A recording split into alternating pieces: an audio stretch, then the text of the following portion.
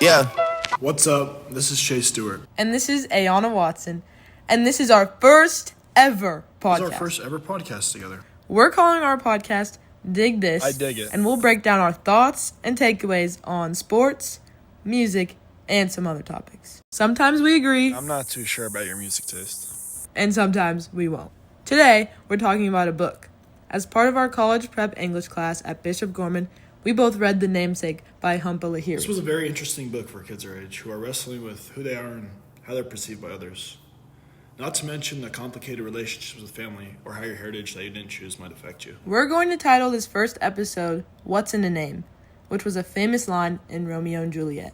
Shakespeare, yeah. I don't remember how. Juliet said a name is just a label and doesn't define a person. After reading The Namesake, that may or may not be true. Let's talk about it. Okay, Ayanna, you're first. Do you think your name can help guide you or even help you find yourself? Yeah, Chase, for sure. In my life, I found myself and who I am through the direct definition of my name. My name, Ayanna, means a beautiful blossoming flower. I brought it upon myself to blossom even in times of darkness, sadness, yada yada, and to always be radiant and beautiful in terms of my soul and like my talking and like when others might try to bring me down, you know. Similarly, Gogol's been trying to find himself his whole time in the novel. He never really understood how his parents could choose such a weird and repulsive name for their child. But it's really just because, you know, he never knew the story behind it and, like, where his name had its meaning. When his dad finally told him, like, the real meaning of his name and, like, why it came to be, I think it changed so, like, much about his perspective. He finally understood that his name, Gogol, was a part of who he was, and it was like a direct link to his father and his roots. He finally realized that he meant so much more than Nikolai Gogol. I don't know if I'm saying that right. Maybe I am. The writer who had like no correlation to young Gogol whatsoever, in his mind at least.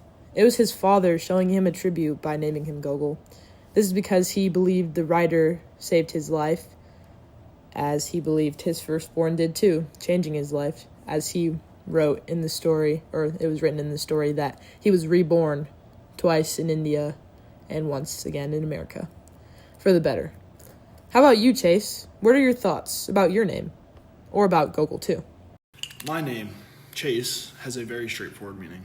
It means to hunt or pursue, which I guess is good because I want my name to be associated with things that I do or accomplish myself, not really what my parents had planned out for me, or most importantly, who I am and how I act. And now that leads to a theme for the book that I want to discuss with you, and that is the difference between a name and an identity, and which is more important. Yeah, okay. So the dictionary defines identity as the fact of being who or what a person or thing is. I'm pretty sure that's what it said when I looked it up. But for me, I think it's sort of the same thing. I define identity as the way you see yourself and the way you like resonate with yourself. It's the way you put yourself out there, and it could also, for many people, it could come from like how you think others see you or how you know or have been told that others see you. As like a lot of people, I do it a lot of the time too, actually, tend to care about what other people think, and I think that really impacts your identity, because if you think someone, I don't know, if you, like for Gogol, if you think someone thinks your name is, like, would be weird when they hear it, then you're going to be like, oh. I think for sure that your identity is way more important than your name. And I think that a name is just something that is out of your control, given to you by your parents. Maybe what they want your life to be set out as, but your identity is something that you create, and it's something that's special to you, and it's really the most important thing in what you're known by to others. Yeah, okay, so in the book, Gogol initially hates his name as he doesn't really understand his connection to it, and a lot of this was in chapter 4, and he says early in chapter 4 that, well, like Lahiri writes in his thoughts, that Gogol sounds ludicrous to the ears, and the worst thing is the irrelevance of it all. So he decides he's going to change his name to Nikhil, which was similar to, I'm pretty sure his parents picked it because it was similar to the writer Gogol's first name, Nikolai, so Nikhil, however you might say that. I think I'm saying it right. Which is more of like a traditional Indian name. But before he does the name change, he starts laying groundwork that Nick Hill's identity could have been very different than Gogol was known to that point in his life. He goes to a party his junior year and acts completely different and more confident on this night, introducing himself for the first time as Nick Hill. He met a girl, Kim, and they talked for hours. It seemed that she really likes him, and he had his first kiss. His friends were shocked, and he says, "It wasn't me," which means it wasn't the Gogol they knew. The last sentence of chapter 4 says, Gogol had nothing to do with it. It was the first time the shy kid came out of his shell and decided to control his own destiny.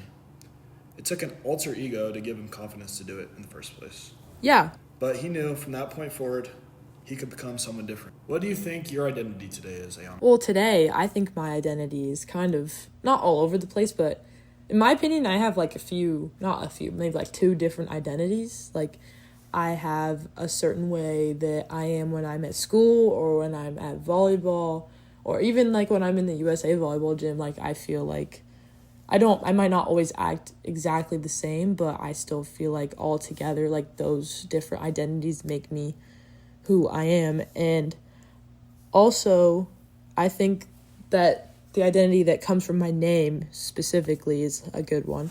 Since, like I said before, my name means beautiful blossoming flower, and how I've used that like to my advantage. Like, my mom always would tell me that I would like blossom like in like a dark light, and I think what she means by that is like that I would just like find a way to like shine and like be positive and like happy, like even like around people I don't know. Like, she would always tell me that I go out of my way to just like make a friend. But what about you, Chase?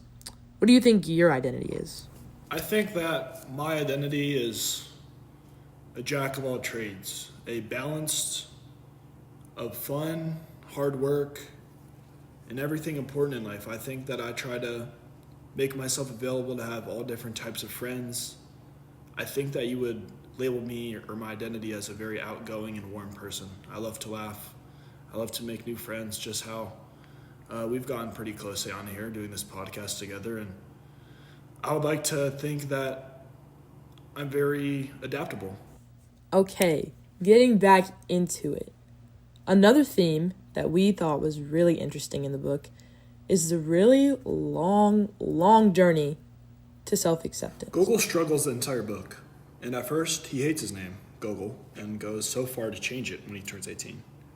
He hates being Bengali and wants to be more American. He wants to fit in. Only eating American foods. His first serious girlfriend, Maxine, was from outside his culture. Once his dad died, he started changing, getting closer to his family and his heritage.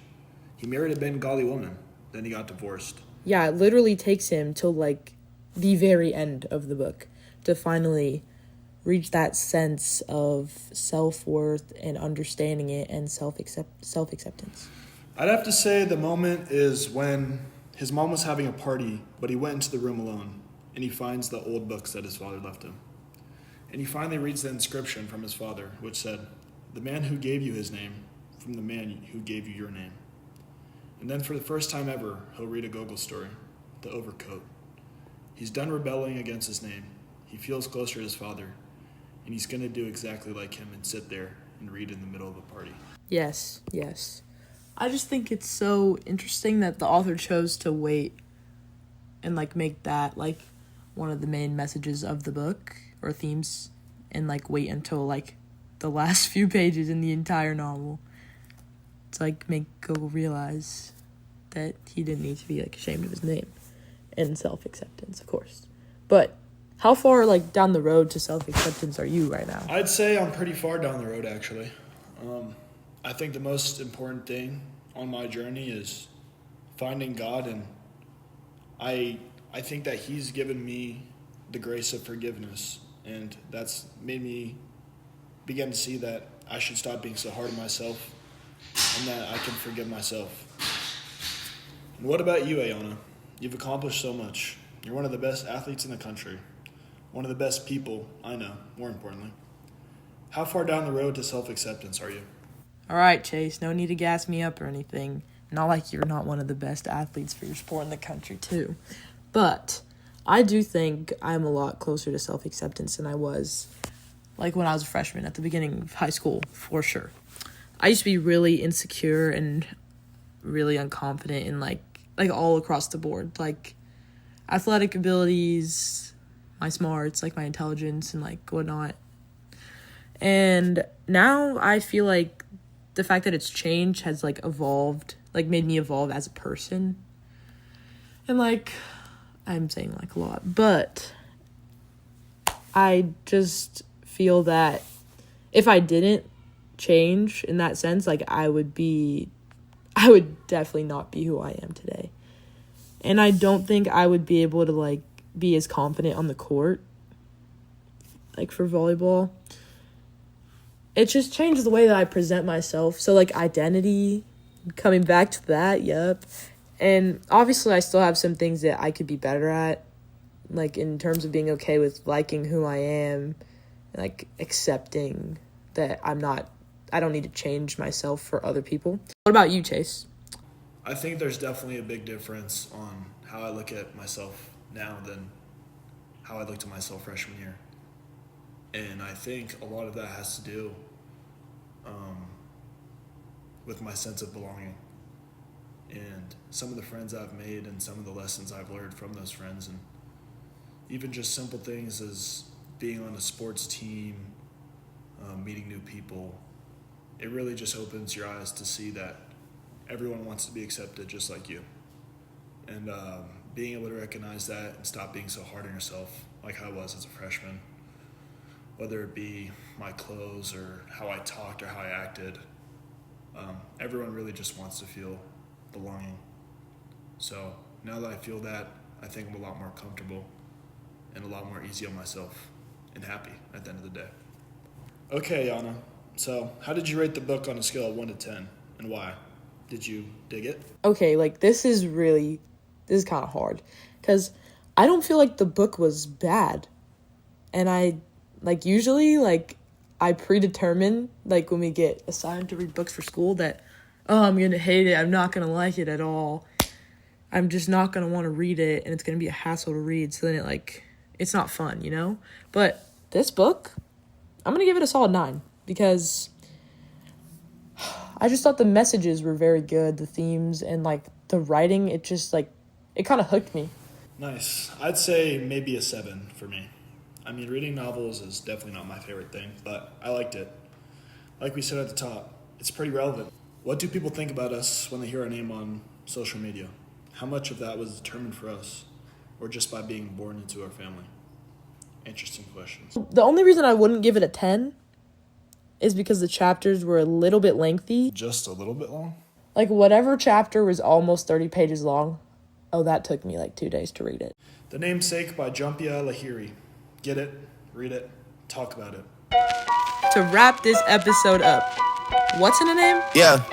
A lot, actually.